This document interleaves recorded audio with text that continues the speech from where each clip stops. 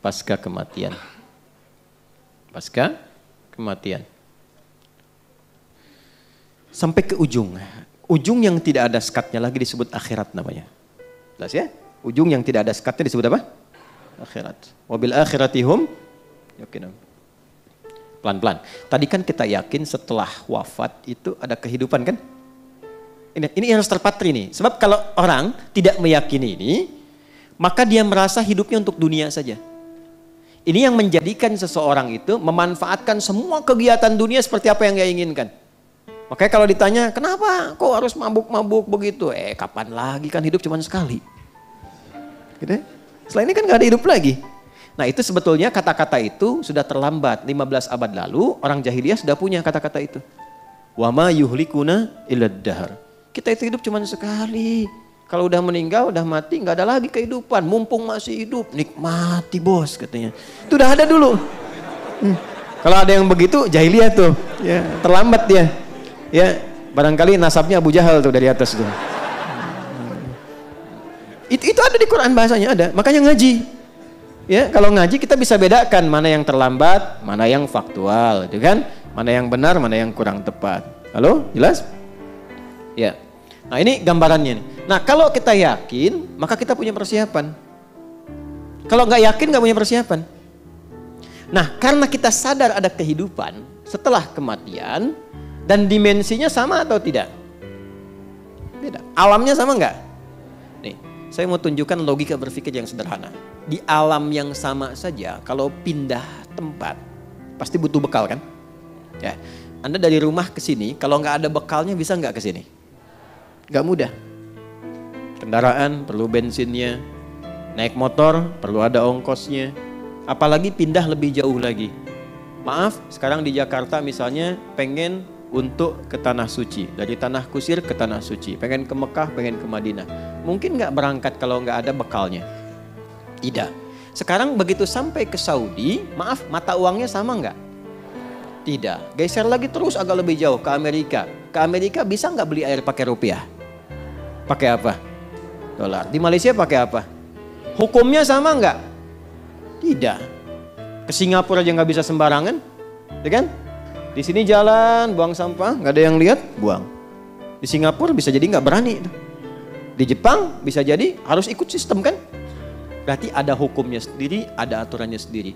Di alam yang sama, cuman beda tempat, beda aturan. Maka sekarang pindah alam. Jadi nggak logis kalau aturannya sama. Pasti beda. Karena itu saat pindah alam, yang dibawa pun dunia itu akan ditinggalkan. Nggak ada yang dibawa. Karena kan judulnya meninggalkan dunia kan. Dan hebatnya diumumkan di speaker di toa-toa. Assalamualaikum warahmatullahi wabarakatuh. Inna lillahi wa inna ilaihi. Telah meninggal. Nah, meninggal dunia itu maksudnya meninggalkan dunia seutuhnya. Jadi semua hukum-hukum dunia termasuk di dalamnya, dan bekal-bekal dunia gak akan dibawa. Ya, Anda sekarang mau kerja sekeras-kerasnya, berangkat gelap, pulang gelap, macam-macam kumpulkan harta, dapat mobil banyak, rumahnya luas dan mewah. Begitu masuk ke alam kubur, mobilnya ikut gak? Handphonenya ikut. Tuh yang dipakai ngerekam-rekam tuh. Fotonya ikut gak? Man rebuka jamaah Ustaz Dadi. Nih buktinya. Gak bisa. Gak bisa. Mama nanti kalau masuk ke alam kubur, tolong handphonenya dikuburin tapi setelin morotal dulu ya. Pulsanya kirimin tiap pekan. Gak bisa tetap. Gak ada yang masuk. Bajunya sama gak dengan sekarang? Ganti. Anda mau kumpulin pun banyak sampai puluhan ratusan, tetap yang dipakai beda. Dan hilang semua. Begitu dipaksa dimasukkan, rusak. Hancur. Karena bukan tempatnya. Bukan fasilitasnya. Bukan hukumnya. Pindah tempat. Maka pindah hukum. Beda aktivitas, beda perbekalan.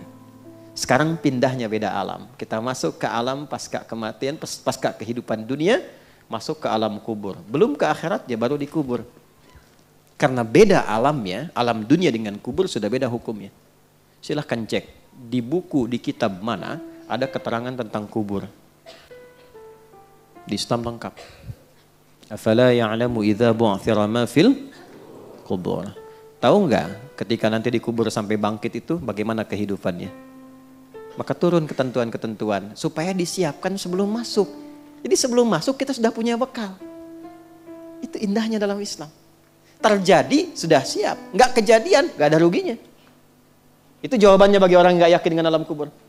Nah, saya nggak ada masalah kok. Kalau nggak kejadian ya nggak apa-apa, nggak ada ruginya bagi saya. Tapi kalau kejadian situ yang rugi, ya kan?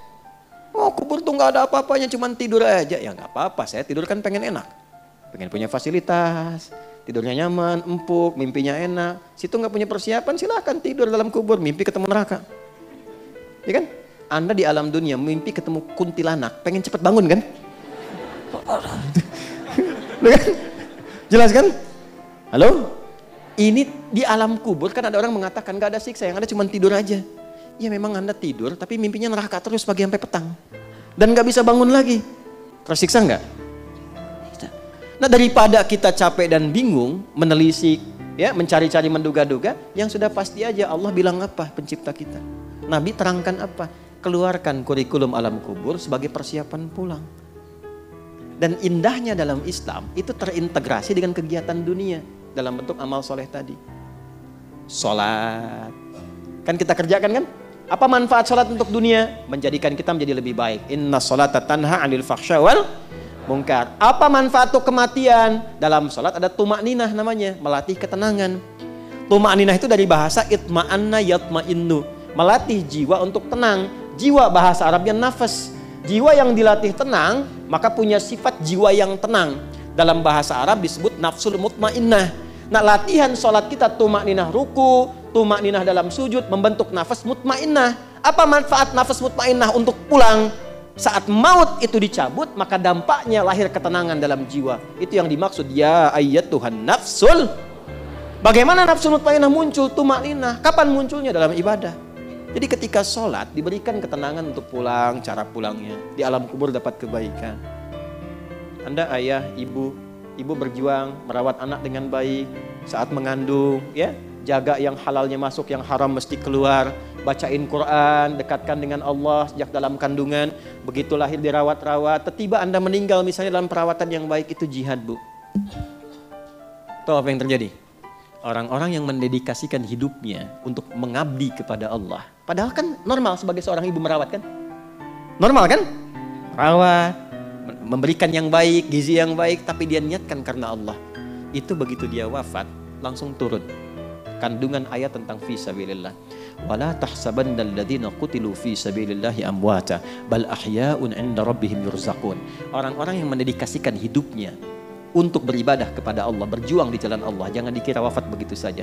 Di alam kubur kami berikan kehidupan yang lebih megah dengan nikmat yang berlimpah. Dan perjuangan itu jangan selalu digambarkan kepada jihad militer. Itu ketika ada tuntutan, ketika nggak ada, keluarkan. Makanya belajar, apa kurikulumnya menjadi jihad, perjuangan yang baik karena Allah. Antum tafaqquh fiddin, belajar, lakukan karena Allah. Dalam Islam itu belajar, apapun yang dipelajari, tujuan akhirnya mengenal Allah.